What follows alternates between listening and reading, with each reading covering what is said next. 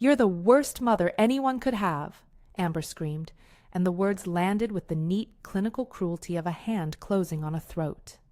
For a moment, the room stopped being a country club rehearsal dinner and became something else entirely. A dome of soundless glass, every polite murmur frozen, every mouth parting into a photograph. Champagne hung in midair.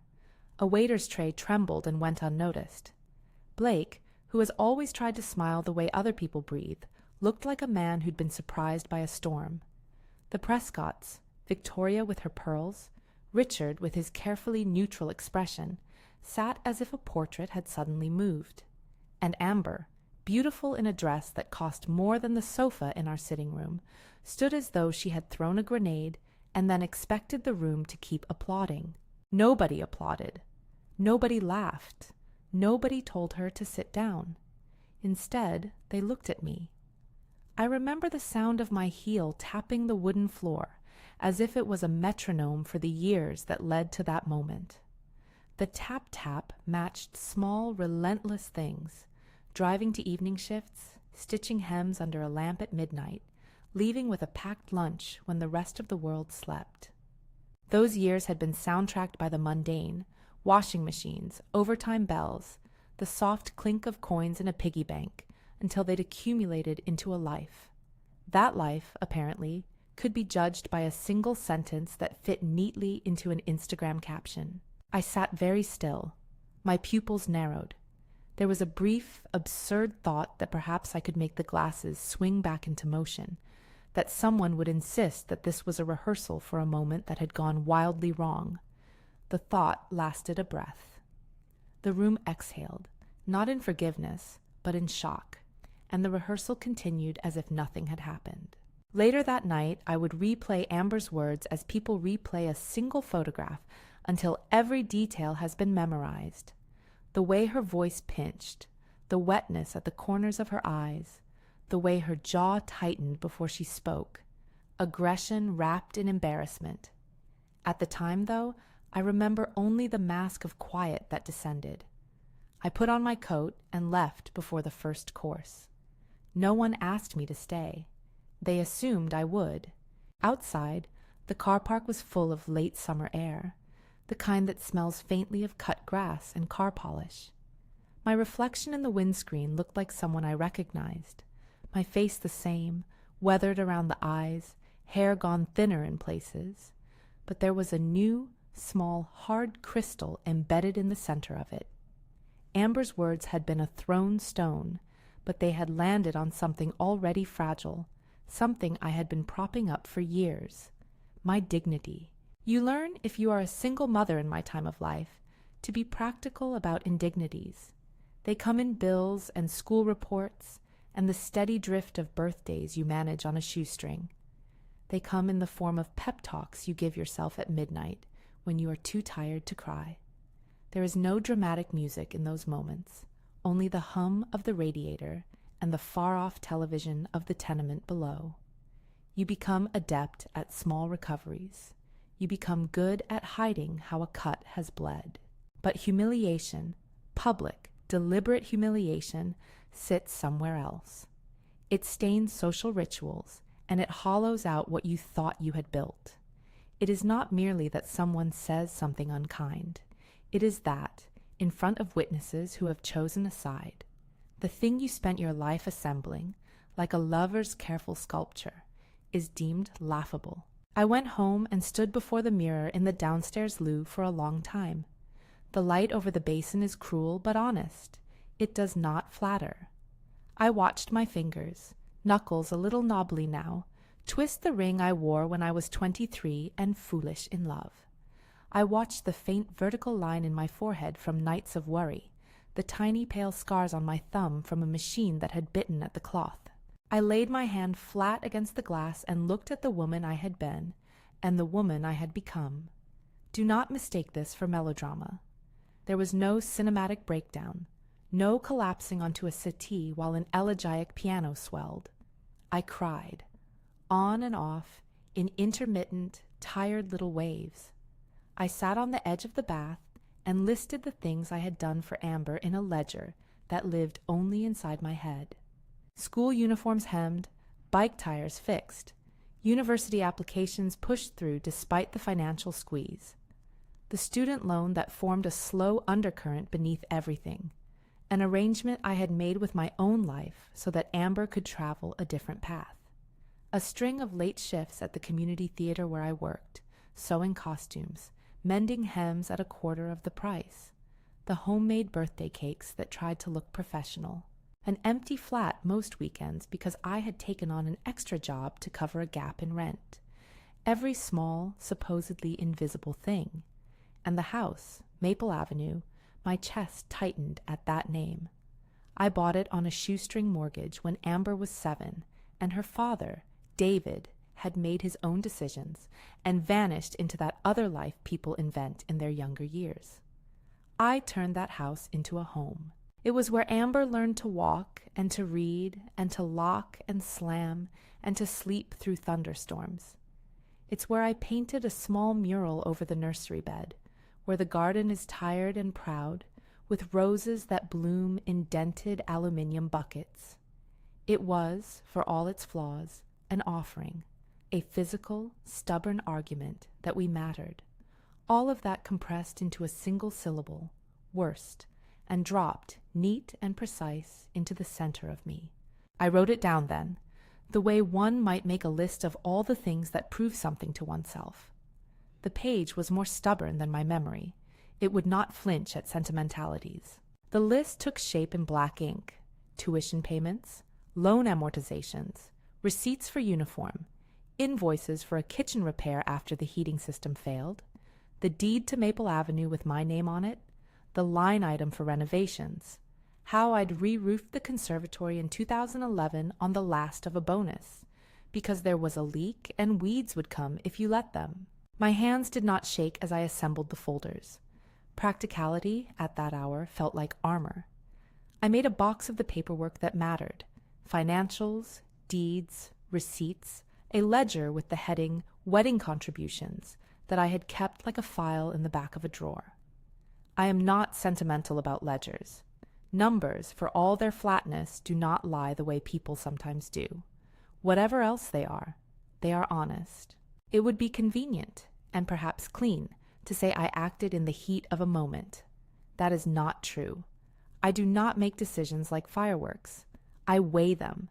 I am someone who checks a list twice and keeps a spare list for the spare list. But Amber's scream provided a catalyst. I had been patient for 30 years. I had been generous until I was threadbare. The insult was not simply cruel. It was, in its way, a refusal to recognize a history that had been paid for in labor and tiny sacrifices. It would have been easy to swallow it and continue, to be the mother who lets everything pass. Perhaps that is what some people would have expected. Instead, I felt the small, hard crystal become cool and gleaming, and my mind, which is nothing if not practical, began to spin through options. There is a rhythm to dismantling things. It begins with one clear action, one call that turns possibility into process. The single most decisive contact I could make at that hour was to Margaret Willis, the wedding planner. Margaret had been charming, brisk, and direct from the first inquiry. A woman who could make a marquee look temporary and important. She was the middle woman between what Amber wanted and what the world expects a proper wedding to be. It was early. The house was still perfumed by the memory of cooking and the sleepy scent of late roses. I dialed Margaret, and, because small factual things keep panic at bay, I started the phone call like I start everything I cannot control, with a list. "Mrs. Willis," she answered, voice precise, a little flurried despite the hour. Margaret speaking. "I'm Sophia Carter," I said. My voice was steady. "I'm calling about the Prescott-Blake wedding. I need to cancel the event." There was a brief silence in which I heard a pen scratch and a mutual recognition that cancellations at this stage were an administrative cataclysm. Margaret sounded, in that moment, as though she might give the faintest sniff of sympathy. "Oh, Miss Carter, are you sure? It's the day after tomorrow." "In the meantime," I said, and here I let my voice do what my hands had been doing, cataloging. Please go through the contract and tell me clause 7.3 on cancellation fees and vendor obligations. I will be covering the costs where the contract requires. Find the florist, the caterer, the marquee team, and the photographer. Tell them to expect contact from me and a release if necessary. I will be transferring funds today for interim costs. And Margaret, please book those vendors a slot for a half day on Monday to dismantle and collect anything that may already be staged. There was the tiniest intake of breath on the other end of the line. You will cover? You should assume that I will, I said, but also assume there will be a pause while we work through what is refundable and what is not.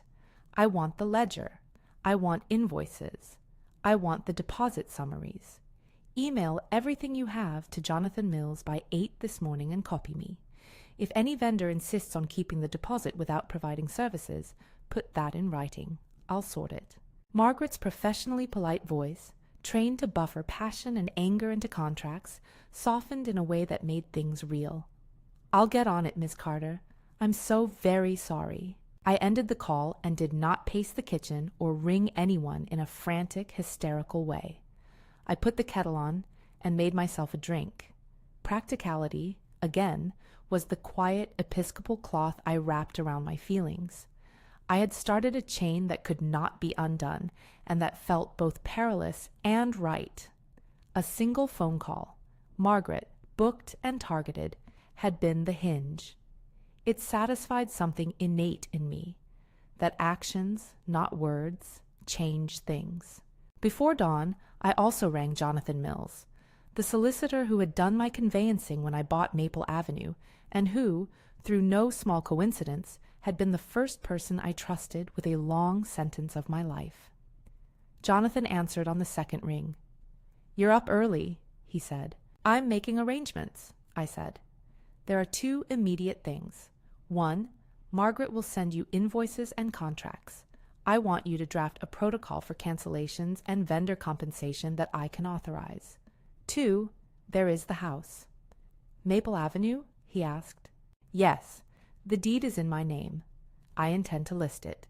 I want a viewing sheet prepared for Sandra Whitaker. I will need your advice on a power of attorney for the closing. There might not be time for the usual lead. And, Jonathan, this is personal. Please secure the safety deposit account number my father used to keep. I may need access to what he left us." He paused. I could hear his pen. "You're moving quicker than you sounded last night. Are you all right?" "I am," I lied, which is to say I was not, but I had agency now. "And if I am not, this is the only way I will feel better. Set up the options and call me back." We spoke for 15 minutes about plausible timelines, clause numbers, refundable deposits, and power of attorney. Jonathan was a comforting presence of legalese at an hour when emotion makes most people clumsy. He spoke of potential issues as if they were leaks in the plumbing, solvable, not catastrophic. That steadiness steadied me. I sent Margaret's number to Jonathan, and then I sat back and let the alarm clock on my phone sit quietly while messages trickled in. There were sympathetic notes from mothers who'd been through similar things. There were curt, businesslike replies from vendors who, to their credit, offered their own terms and figures. The ledger began to fill. Line items for floral deposits, photographer retainers, the marquee tree crew who'd been paid half up front. Margaret emailed within an hour with a compact file called PrescottWeddingLedger.pdf. I opened it and read, $78,452.36 total projected cost, itemized. Seeing numbers on a page has a peculiar clarifying effect. The total was a large number, and it had been conjured in a way so many modern weddings are conjured, as a set of vendors and desires, a constellation of aesthetic choices that cost more than the sum of their parts. For Amber, the wedding was a ritual of ascent, a way of being admitted, finally, into circles where the Prescotts moved. For me, the wedding had been a thing to prepare for in my own small, practical way, choosing a dress, hiding stitches so they wouldn't show, lending an old brooch and being told, politely and with affection that I'd been a good mother. It turned out that being a good mother is not the currency Amber wanted to spend at this particular party. I had an early, quiet plan. The house would be sold if a buyer could be found quickly. We would settle the wedding account as best we could, respecting contracts. I would not humiliate Amber in public. I would not shame her. But I would put limits in place that were tangible, not merely rhetorical. Boundaries are not dramatic gestures. They are lines you draw because otherwise people keep stepping across you. If I had any doubt that this could be the first of many necessary actions, it faded as the day narrowed into an efficient list of tasks. I booked an appointment with Sandra Whitaker, the North Carolina realtor who'd once sold a small cottage to a family friend. Sandra's email told me she could line up a viewing and, with luck, an investor who could make a cash offer within a fortnight. Cash buyers are rare, but not impossible. There are always people looking for a project by the sea, people who find the idea of buying a lived-in home intoxicating. There was, of course, a cost. Real estate agents charge fees. Conveyancing takes time, but the house was in my name and I had every legal recourse. I also had to think of moral cost. Amber's outrage, the Prescott's disapproval, the way a family fracture looks under the microscope of polite society. It would be ugly, it would cause sleepless nights, it would reshape relationships. I counted those costs like a careful treasurer. I accepted them. I made one more practical contact before I began to pack a small bag. My mother. Helen, my mother, answered on the third ring. She is 83, steady and pragmatic, with hands that remember knitting in cold weather. I always go to her with news that needs an anchor. "Any night owls out tonight?"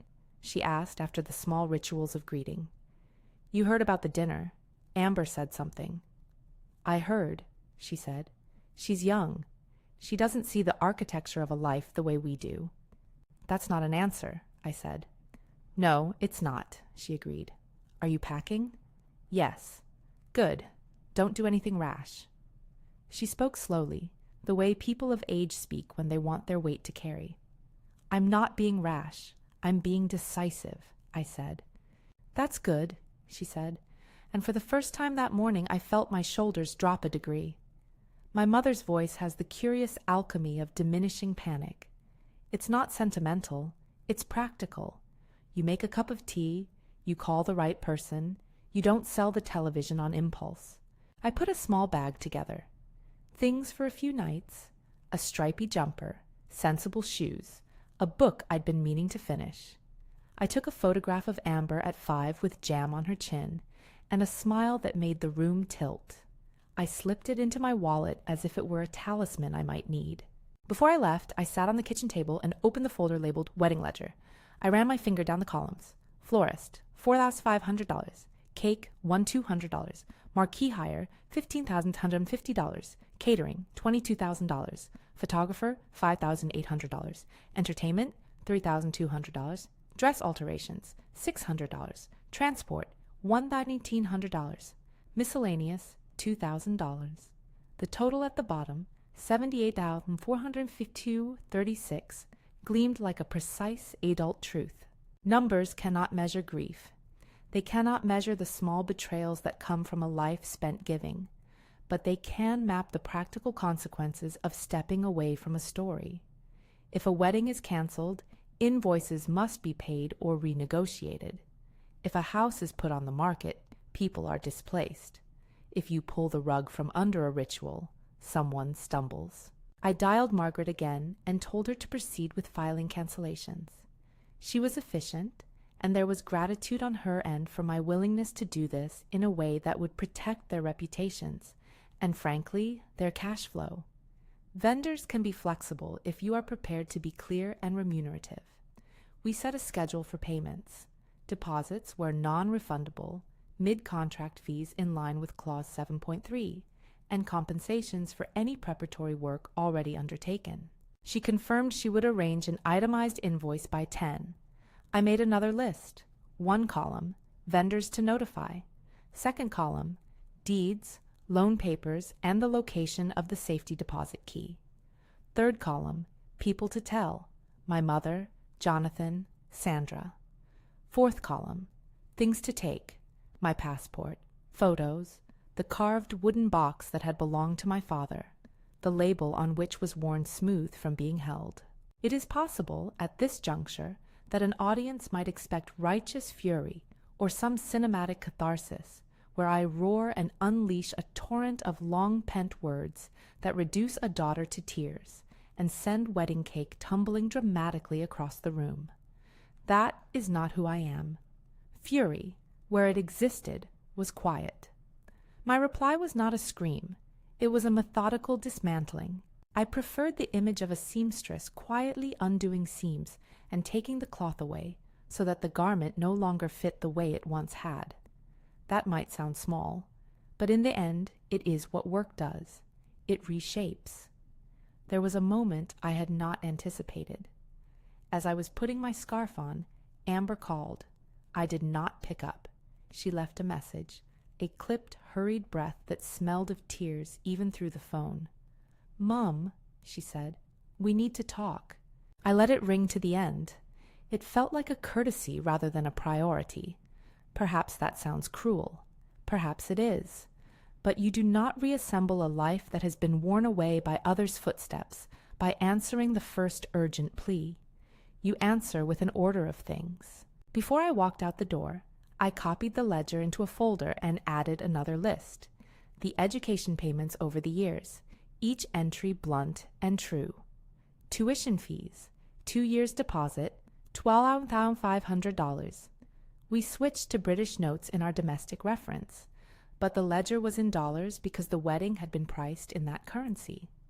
Additional workshops, $800, student loan contributions, regular installments entered in red ink with dates. Seeing it all together made a narrative. The narrative was not damning. It was a record. I left a note for Amber on the kitchen table. I could have left nothing. I could have made a grand proclamation, but she would have read it the way she read a lecture, resistantly. I wrote simply, "I love you. We must talk when you can without shouting. In the meantime, I am making arrangements. Please speak to Margaret if you need clarity."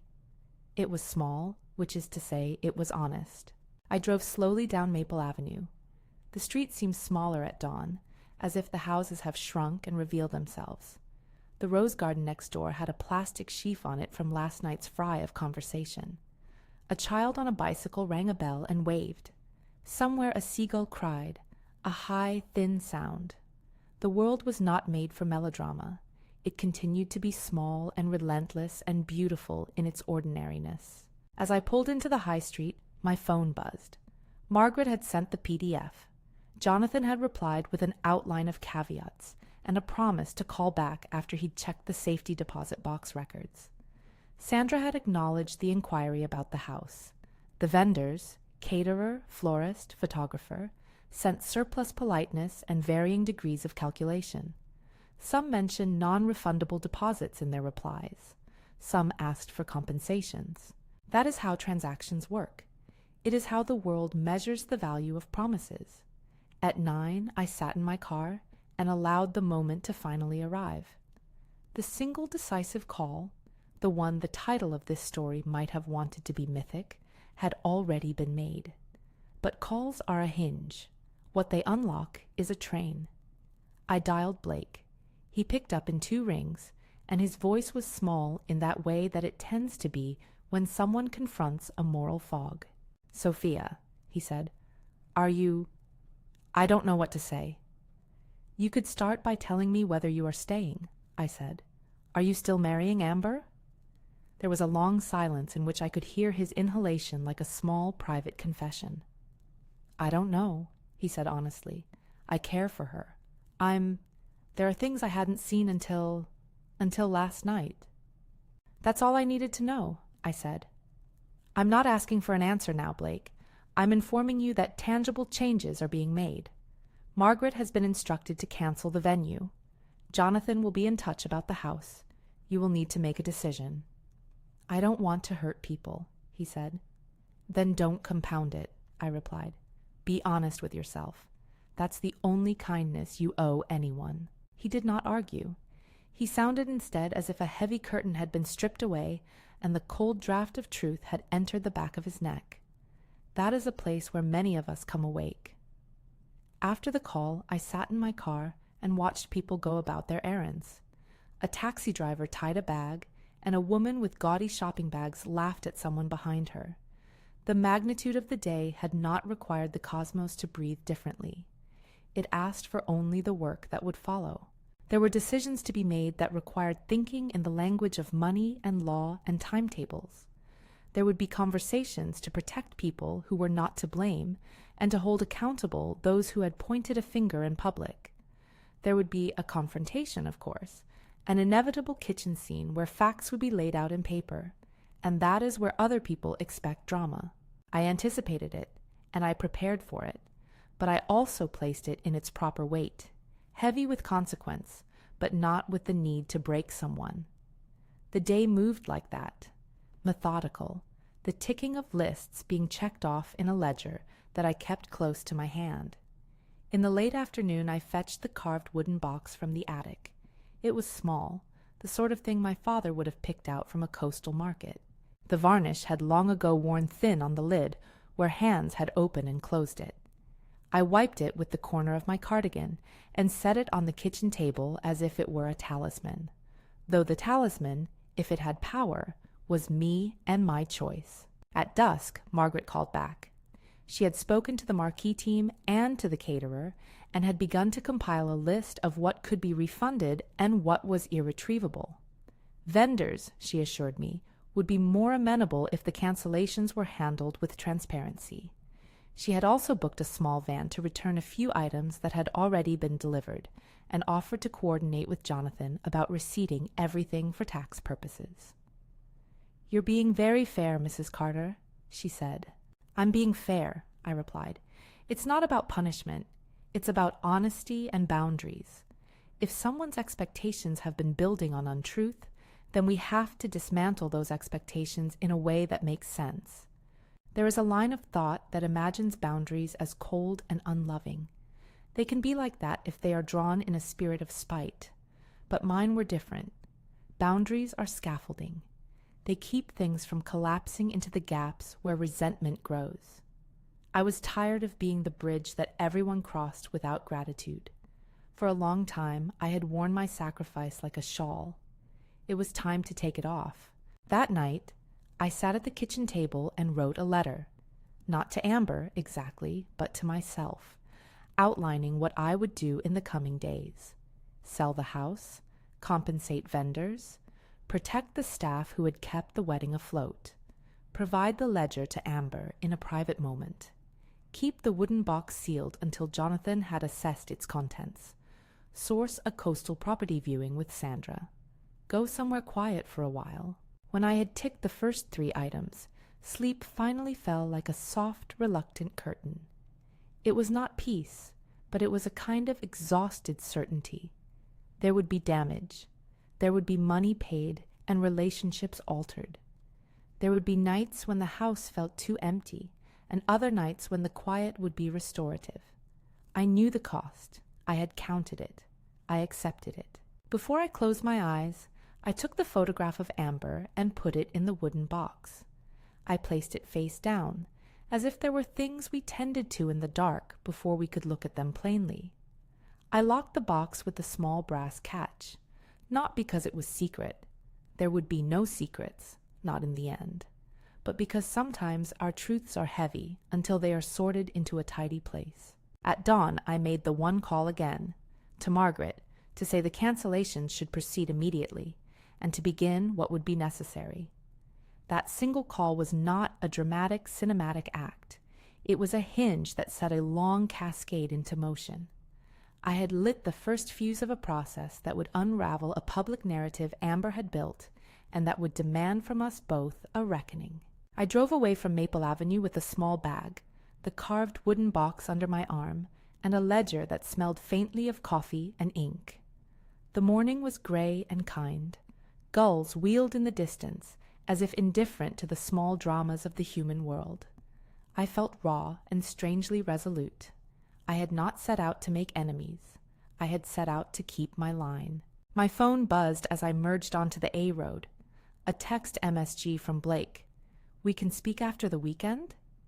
He followed with a photo of wildflowers he'd picked on purpose, I thought, the way people do when they are trying to make amends with the small, predictable gestures they think might heal. I did not reply immediately. I had work to do, and work is the slow engine of change. As the motorway unwound beneath my tires, I thought about the things that sustain a life, the small daily acts of care, and the rare, ferocious decisions that separate endurance from annihilation. The maples along the roadside blurred into a green smear. The day was beginning. I had made the first call. The rest would come. The morning I told Margaret to begin the cancellations, the world did not feel theatrical. It felt ordinary in the worst possible way. Postboxes, buses, a woman walking a terrier who sneezed and apologized to passing cars. The small domestic things continued as they always do, while a life is being dismantled with polite efficiency. That ordinary persistence was, in its own stubborn way, consolation. It refused to collapse into melodrama just because I had chosen to insist on better treatment. I arrived back at Maple Avenue before midday. The house looked the same from the road, a brick face softened by ivy, the porch light a little warm in the pale sky. But when I pushed open the front door, there was the brittle sound of expectation. Plates stacked in the dishwasher, a scarf half tossed on the chair, a wedding magazine splayed on the coffee table like a catalogue dream. I set the wooden box and the ledger on the kitchen worktop, where I knew Amber would see them, and then I waited. She arrived like a person who has been rehearsing outrage and finds that rehearsal has made her movements mechanical. There was a heat to her face and a shake in her breath that was not only anger, it was embarrassment. She slammed the door hard enough to make the cutlery rattle. "You didn't have to do this," she said, before she had even taken off her coat. The coat hung awkwardly on her arm, expensive and still with the tag tucked neatly in the lining. "You don't give me many choices," I said. My voice held the same kind of evenness that a nurse uses when telling someone the test results. "You chose to humiliate me in a room full of witnesses. I am choosing to set a limit." Amber's laugh, when it came, was brittle and too loud. "Limit? You're canceling my wedding. I am canceling the event until we have a conversation that doesn't involve public humiliation." I let the words sit. And I am beginning a process that I should have begun years ago, sorting tangible things so they stop being used as bargaining chips. She stalked to the island and picked up the wooden box, turning it over in her hands. "What's this? Another prop?" "It belonged to your grandfather," I said. "It will stay on the table." I kept my tone flat. There was a hum in my chest that might have been anger, but could have just as easily been sorrow. "Amber, sit. We will go through some papers. I'm not doing this to punish you. I'm doing it so we can speak from the same facts." She did not sit. Instead, she paced, hands nodding and unnodding in a gesture I recognized from her childhood when she could not sleep. For a moment, she looked very small, and the sight cut through the armor I had strapped on that morning. You can't take everything," she said. "This is my life, Blake's life. You don't get to make that decision." "I'm not taking everything," I said. "I am undoing an illusion. I'm paying what we must, and I'm protecting the people who will be affected by a cancellation. But I'm not going to keep pretending that your ascent to a different life should be built on the convenience of other people's invisible labor." "And you think destroying my wedding helps?" Her voice cracked. "You think it helps me?" "I think making things transparent helps," I said. "It's not about destroying, it's about truth." I reached across and opened the folder marked Wedding Ledger. Amber's eyes flicked to the rows and columns like someone who had been reading the margins of a novel and found sudden footnotes. I read out the totals. Marquee hire, $15,750. Catering, $22,000. Florist deposit, $4,500. Photographer retainer, $5,800. Entertainment and transport, Dress alterations, miscellaneous. Everything adds up to $78,452.36. Margaret will give each vendor an itemized invoice, and I will ensure anyone who has already done work is compensated as per terms. You'll pay for it? Amber's mouth had a small, incredulous curve. You'll pay $78,000? I'll cover the obligations that are legally ours, I said. I'm not reckless. I will not take on anything I cannot afford. I put the ledger down and slid another folder towards her. Education payments.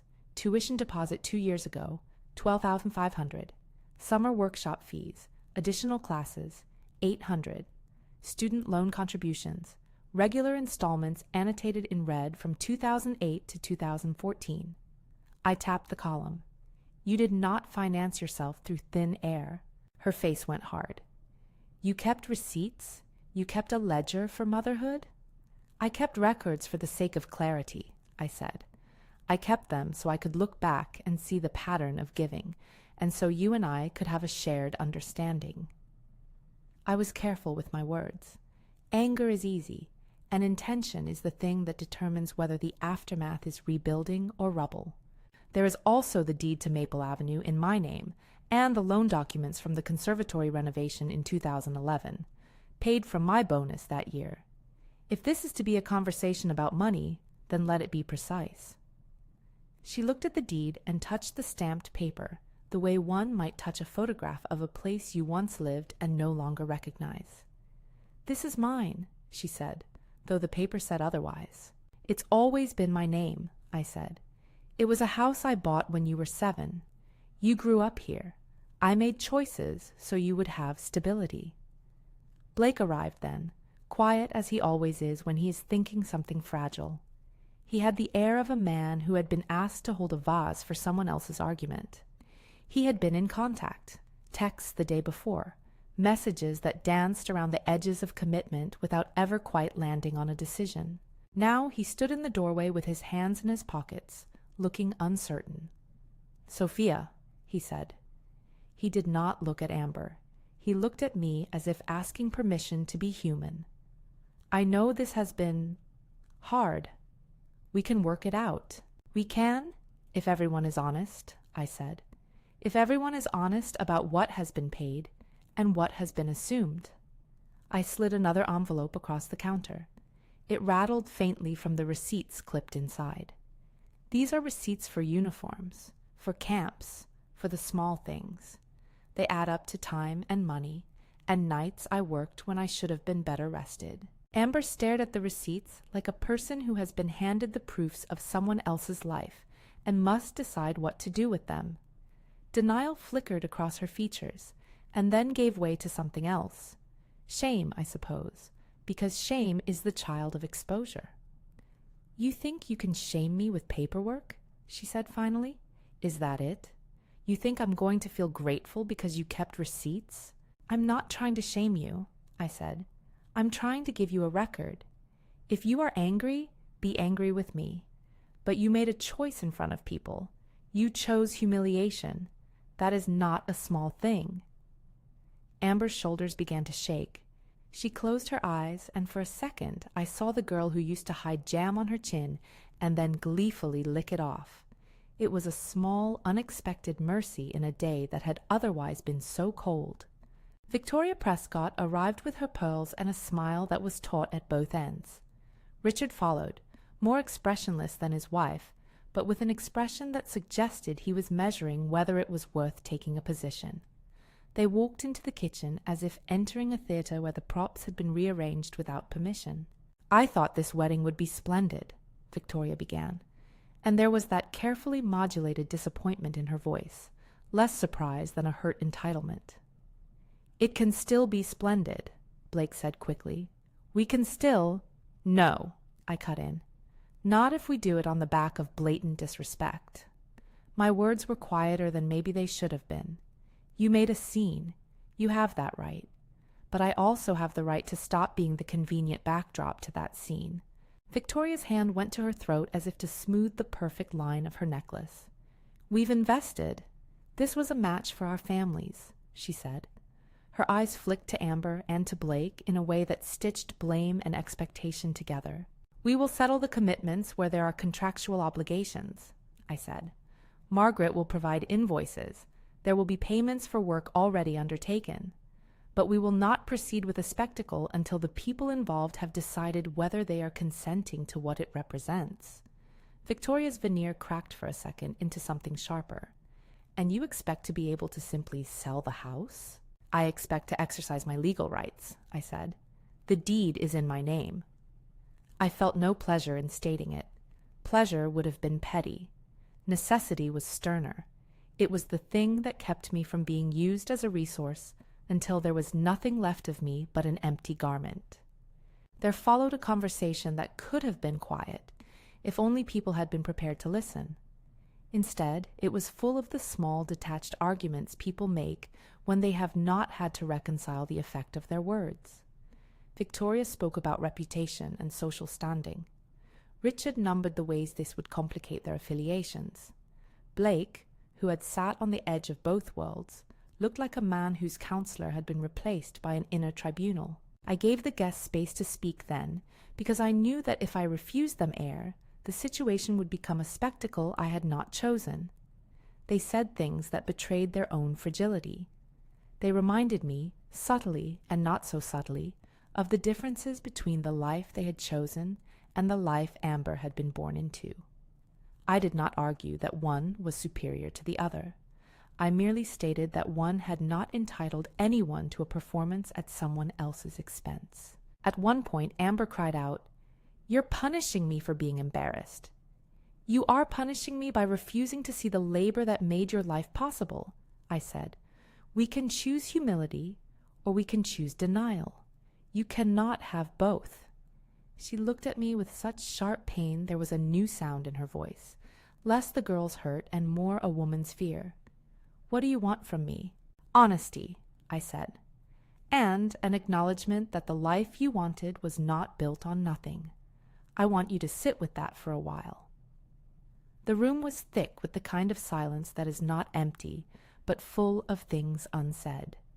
The Prescotts left with the sort of stiff politeness people use when they have had a taste of scandal and would prefer to return to comfortable rituals. Blake stayed behind, as if drawn by a sense of responsibility neither to Amber nor to me exclusively, but to a more nuanced idea of decency. When the door closed on the Prescotts' car, the house felt suddenly small and full of echoes. Amber sat down. She did not look vindicated. She looked tired and exposed. "I don't want this to be the end," she said weakly. Vulnerability can be its own kind of truth. It surprised me then that I felt my sympathy for her press up against the cordon of boundaries I had drawn. "It doesn't have to be the end," I said. "It can be the beginning of a different conversation." She laughed, a short, watery sound. "You mean because you're selling the house? Is that the beginning? You're leaving me homeless for the sake of some moral high ground?" "I will not leave you homeless," I said. "We will make arrangements. But boundaries sometimes require movement. They require me to step away from being the default person who absorbs everyone else's discomfort." "And you think selling the house will teach me a lesson?" She sounded younger and crueler then, and I felt the old burn of a mother's guilt. Had I been too hard? Had I misread the depth of her shame? The questions were not easy. "I think it will make things transparent," I said. "That is where change begins." In the days that followed the kitchen confrontation, the practical work moved with the same steady predictability that had carried me through years of small graces. Margaret coordinated with vendors. I authorized payments for non-refundable work and negotiated settlements where they were possible. Jonathan drew up the necessary legal instruments to allow a faster closing on Maple Avenue if a cash buyer materialized. Sandra found a man, someone who liked old houses and porticos, who was prepared to make an immediate offer, subject to a short period of due diligence.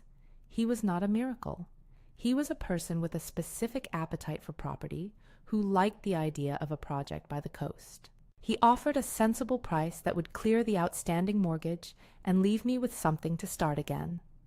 There were calls and meetings, and the dull administrative music of letting go.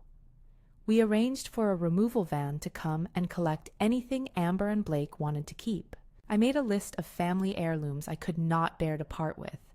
My mother's knitting needles, the small painting of a harbor my father had done in a fit of spare time, and made the decision that some parts of my life I would carry with me, not because they were valuable, but because they were anchors.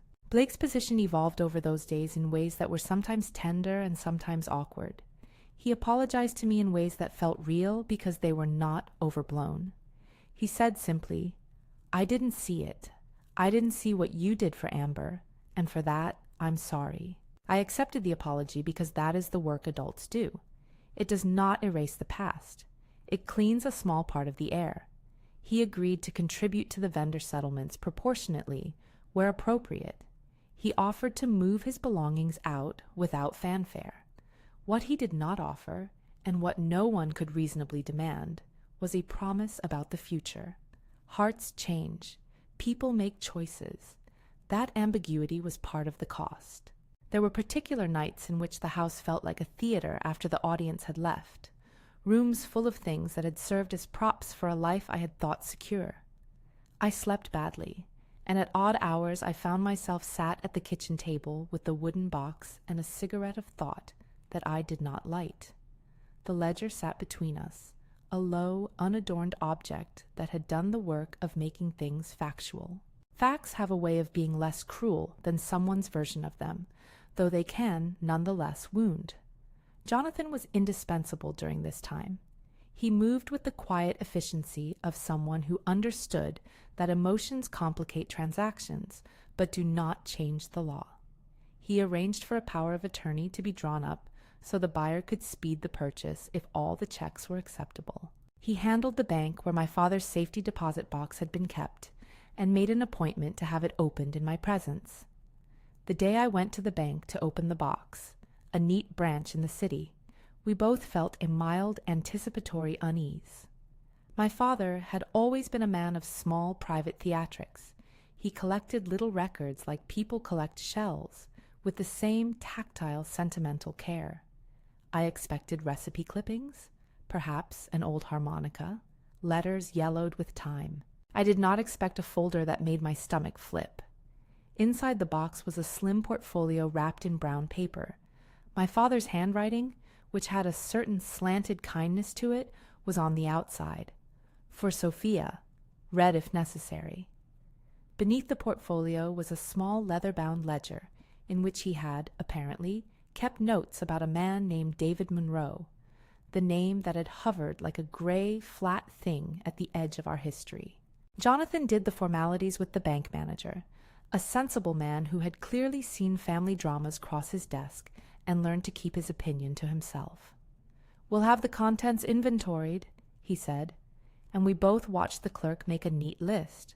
Portfolio, ledger, photocopies, one sealed envelope marked Trust. I unwrapped the brown paper with a silent impatience. The portfolio contained photocopies, bank statements, a series of transactions flagged with small sticky notes, and a letter in my father's precise hand. He had been a man who thought with the tactile clarity of a carpenter. Measurements, notes, lists. His letter was the same. It began not with accusations, but with context. "I am not a lawyer," the letter read in parts of my memory that returned to it like a tide. "I do not know all the facts. What I know I have observed and recorded. I hope you will use this with discretion." He went on to detail what he thought had happened. Transfers unaccounted for, a pattern of payments that suggested appropriation. He used the words he'd always used when he suspected something: circumstantial, pattern, incongruent. For it, he had also included copies of a document labeled Trust Declaration, naming Amber as a beneficiary of a trust established in 2009, and a statement from a solicitor who had acted for him at one point, listing assets set aside in the event of David Monroe's disappearance. I read those words with a strange detachment at first, as if they were a report from someone else's life. Then the gravity of them settled. My father's conviction had been that David had taken from places he should not have taken. My father had not been a litigant. He was a man who kept records because he could not rest without them. He had died before anything was resolved. What he had left was a map of suspicion and a modest instrument, the trust, that suggested he wanted Amber to have something in the future, whether or not he could prove the past. Jonathan was careful in the way he spoke. "This needs to be treated as his records," he said. "They are not proof of criminality. They are records and assertions. However, the trust document is something you can act upon. I will need to contact the trustee named in this paper. There may be assets available, but we should be clear that this is an estate administration matter and may take time." I thanked him for the clarity and closed my hand around the folder like a person clutching at ballast. There was a curious relief that came with the discovery, less about the content and more about the fact that there had been something to hold. For years, I had suspected and wondered and told myself stories. The portfolio made those suspicions less like ghosts and more like documents on a desk. I did not present the father's material to Amber as evidence of guilt. That would have been both cruel and possibly libelous if we had made definitive claims. Instead, I allowed it to be what it was, part of the truth my father had kept and wanted her to have. It was a legacy of complicated love, an invitation to knowledge, not a demand for action. After the bank, I sat with Jonathan in a nearby cafe and we made a plan. He would contact the trustee. He would request formal accountings and advise on whether funds were immediately accessible and on what terms. He would also prepare the legal framework that would allow me to proceed with the house sale without unnecessary delay.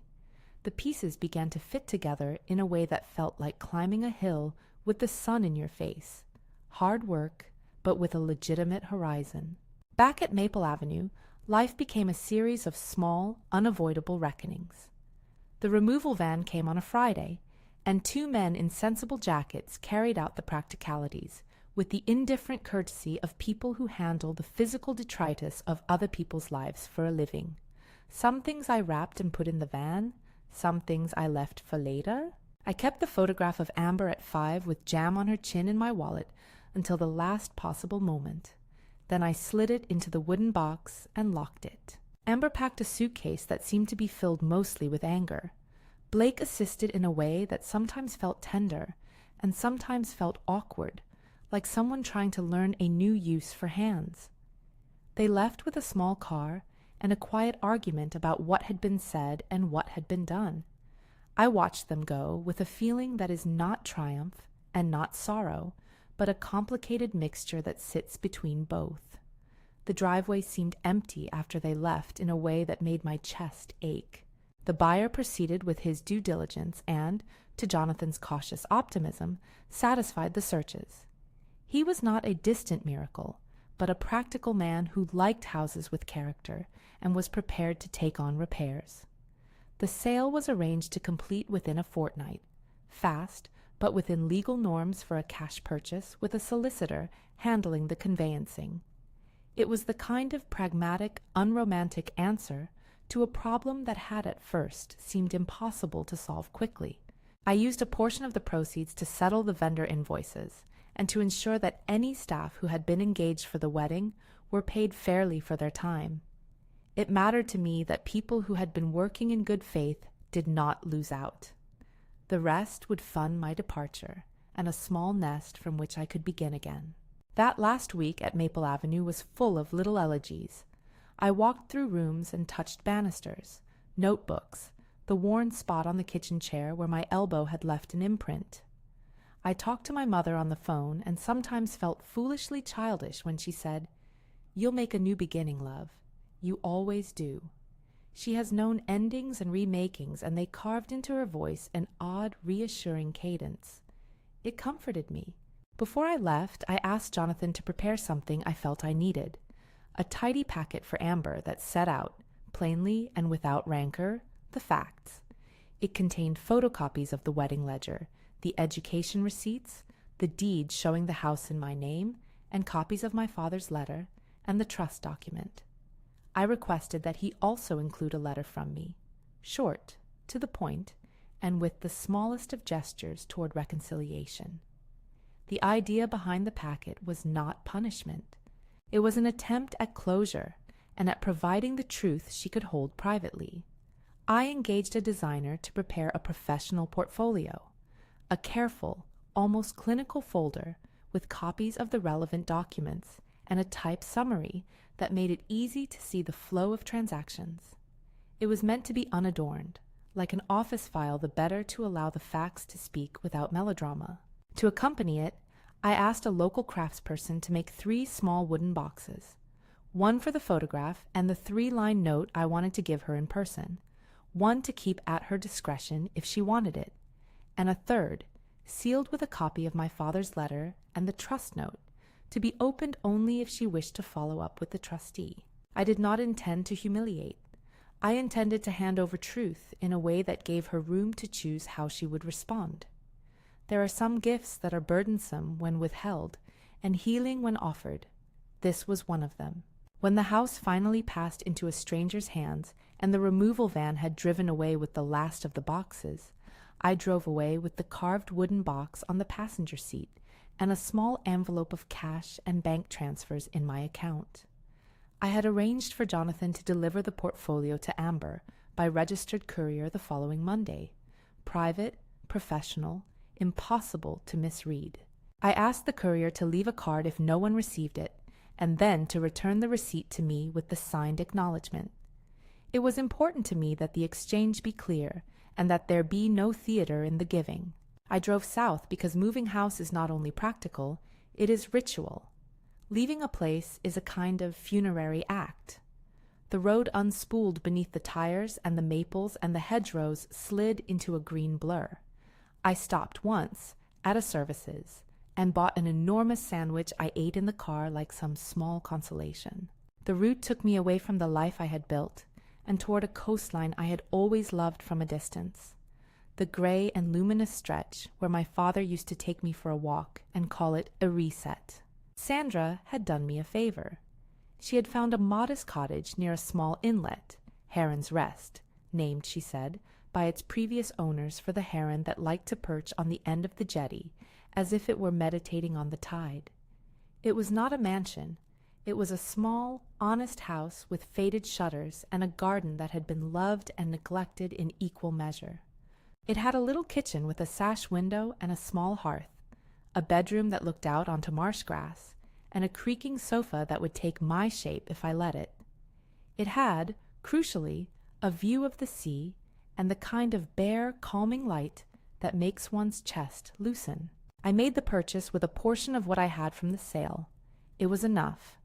I signed the papers without tears. The moment felt, again, like doing the practical thing well. I told Sandra to arrange for a few small repairs, and to find a person who could hang my father's painting without tilting it to the left. I named the place Heron's Rest myself that afternoon, because names matter. They are the first sentence of a new chapter. Unpacking was a quieter act than I had imagined. I arranged my mother's knitting needles on a shelf, put the wooden box in a drawer of the bedside table, and set out a kettle that whistled in thin, comforting notes. The air by the sea is peculiar. It strips the unnecessary and leaves the heart somewhat raw but steady. I woke the first dawn to gulls calling and the low thump of the tide. For a long time I sat on the small bench outside and let the wind move through my hair in a way that felt like prayer without words. The parcel for Amber arrived on a Monday as arranged. I watched the courier sign for it at Maple Avenue. Jonathan had forwarded me the confirmation, and for a small breath I felt the kind of trepidation one feels before making an offering. It was personal, and it mattered. The package contained the professional folder, the copies of documents, and the 3 small wooden boxes. I had requested that Jonathan include a short letter from me. I had kept it honest and spare. My letter read, in part, "Amber, I love you. I have given you every practical detail I have kept, because I believe truth is kinder when it is given in full. I have made choices that will change our lives.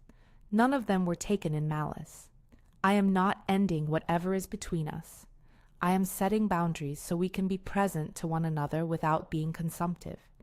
If you wish to talk, call me. If you do not, I will wait. Sophia. I did not include demands. I did not demand apology or contrition. I offered facts and an invitation to speak. It was the kind of offering I would have liked when I was young and in need of forgiveness. I do not know exactly what Amber did when she opened the portfolio. I imagine she read with the kind of intensity people bring to things that complicate their self-image. People's lives are stories they tell themselves to make them bearable. Facts can sometimes unpick a very neat narrative, but tearing is not the same as breaking permanently. She had the choice to see the truth and to be changed by it, or to retreat into a comfortable denial. That choice was and remains hers. After the parcel, there was a period of silence, a silence that contained its own rumination. Blake texted me once, from time to time, small notes, conciliatory, sometimes apologetic, often practical. The Prescott sent, at intervals, letters that read like diplomatic communiques. Amber sent a photo once of a window I recognized, and beneath it a short message. I'm reading. That was all. I took those small things as the kind of progress that does not promise redemption, but keeps a door less firmly closed. On a gray morning in October, Jonathan called with news. There were indeed funds associated with the trust my father had found in his box. The trustee had been located. A modest sum had been held in reserve, and there were terms about how it could be distributed. He was careful in his language and impatient to be useful. There would be administration to the account, and it would not make up for years of unnoticed labor, but it did offer Amber options she may not have had otherwise. "What will you do?" Jonathan asked, the solicitor's curiosity that is also a human one. "I will ensure she has the information she needs," I said. "Beyond that, I will not use it as leverage. It's a resource, not a cudgel." It struck me then how differently we think about money. Some of us see it as leverage, some as shelter. I wanted it to be shelter if it was to be used at all. I made the professional portfolio into a brief that the trustee could accept. Neat, factual, no invective. It contained a request that the trustee open lines of communication with Amber, and that any distribution be handled with the same soft dignity with which my father had tried to secure it. The trust was small, but enough to address some of the outlying debts. It could, if she wished, pay down a loan or fund a training course, or be a beginning for a different life. It was not a panacea, but it was a chance. Sending the wooden box with the photograph and the tiny 3-line note was both the simplest and the hardest thing I did. I could have kept it back for a meeting of reconciliation. I could have withheld it as a bargaining post. Instead, I chose to send it with the courier. I wanted the act of giving to be immediate and not contingent. The note inside the small box said, "For when you are ready, I am here." 3 lines. No guilt, no hectoring. An opening. After the administrative dust had settled, I settled into Heron's Rest. The routine was humble and restorative. I learned the names of the fishermen who practiced their craft from our jetty. I found a small church whose congregation met like people who knew the value of a toolbox and a casserole dish.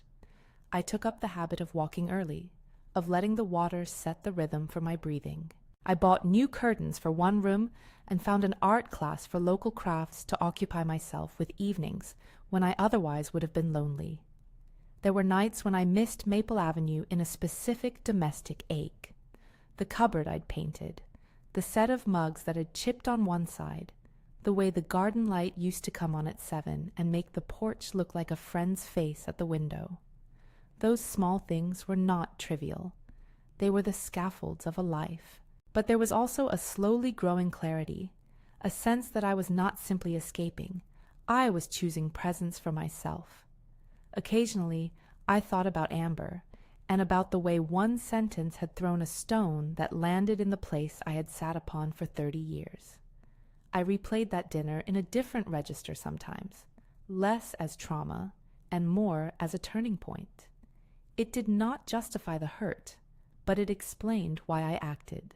The one call to Margaret had been the hinge. The cascade that followed had been my method of refusing to be silent. Months later, I received a letter from Amber. It arrived in an envelope that smelled faintly of travel and of the kind of perfumed lotion I would recognize. She wrote in a hand that had become steadier. She apologized for the words she had used at the rehearsal dinner. She owned the cruelty of them without a dramatic plea for absolution, and she explained, in a way that was still guarded, that she had been frightened. She wrote of shame and the ways people try to hide awkward origins. She did not ask for all to be forgiven. She did not demand restitution. She asked tentatively if we could meet for tea. I accepted. Not because I imagined complete reconciliation would be quick or easy, but because a door had been left ajar, and I had not the appetite to lock it. We met at a cafe that sits on the edge of the town near the harbor, where the light slants silver across the windows. She arrived looking different, less polished perhaps, less measured by other people's taste, and sat opposite me with her hands wrapped around a warm cup, as if seeking courage. "You were right about gratitude," she said after we ordered.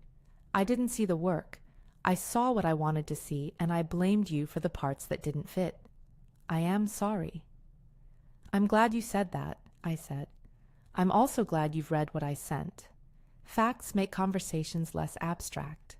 We went through small things then, practicalities about shared friends, about returning a brooch I had lent her, about the catalogue of small hurts that happen when two people love in different currencies.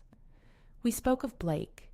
He was somewhere between us in the conversation, a man who had tried, and who had been honest in the end about what he wanted. There was no triumphant reclaiming of lost love. There was, instead, the slow construction of a new relationship with boundaries and clearer expectations. Amber did not become new in an instant. People do not. But she began to speak differently about choices and responsibility. She began to see that the social rituals she had once craved came with invisible costs to other people. That recognition did not absolve her past mistakes, nor did it ostracize her, but it allowed us to walk forward with a cautious hope. Months turned into a year. I settled into a pattern that soothed the small, persistent ache. Mornings at Heron's Rest were often quiet and generous.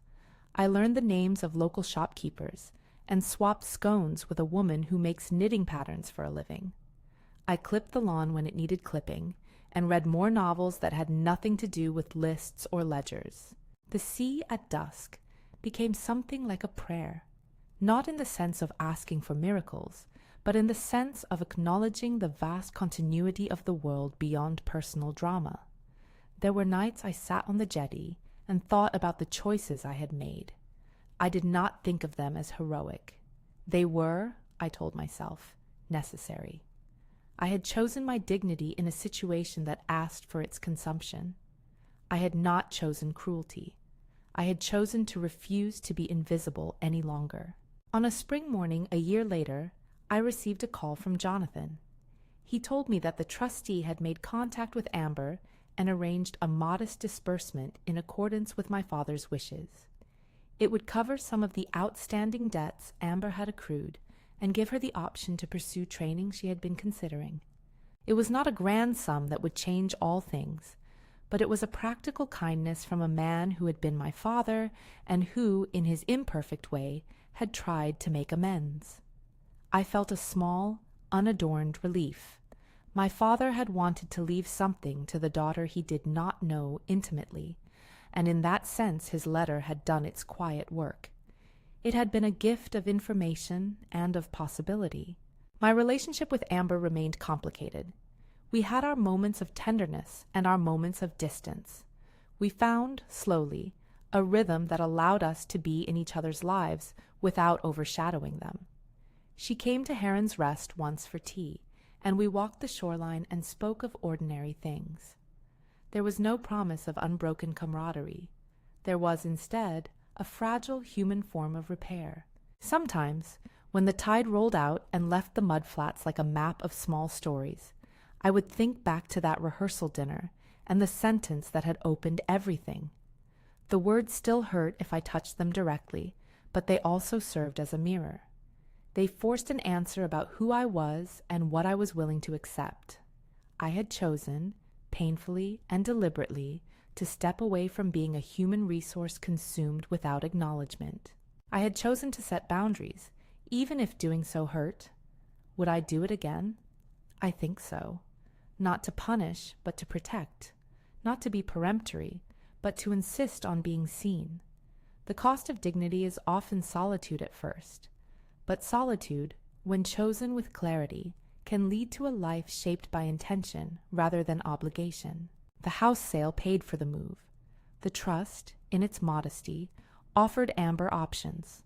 The wooden boxes did their strange, quiet work of carrying things between us. I did not win a battle in the theatrical sense. I did not dance across a ruined carpet of someone else's misfortune. I simply refused to be invisible any longer. If there is a coda, it is small and ordinary. I sit now in a cottage that smells faintly of sea salt and lemon cleaning fluid. A heron still perches at dawn on the jetty, as if nothing has ever changed and everything has. I have not ceased to want attachment and companionship. I have not ceased to be the mother who worries about adult children and the decisions they make. But I have given myself a permission, quiet, practical, hard-won, to be treated with the dignity of a life that has cost something to make. I tell this not as a manual for vindication, but as a story about the simple currency of being seen. If you have ever been dismissed for the work you have done, if you have ever been told you are less than you are because someone else needs to perform their ascent, know that sometimes the only way to be heard is to change the terms of the conversation. If this story landed with you, if there is an echo in your own history, I'd be glad if you shared it with someone who might need to hear it. There are many ways to be brave. Sometimes bravery is the small work of calling a planner, sending a folder, or moving to a place where you can hear the sea. Sometimes it is simply being willing to set a boundary and then live with the consequences. I cannot promise you reconciliation, nor can I guarantee that choices like mine will be easy. But I can say this: the dignity that comes from insisting on being treated with decency is a kind of rebirth. It is neither loud nor miraculous. It is, more often than not, a quiet arrival at the knowledge that you are enough and that the life you lived, every mended hame, every transfixed night shift, every quiet lecture, matters. That truth, finally articulated and then offered with no demand attached, is a mother's last and perhaps most honest gift.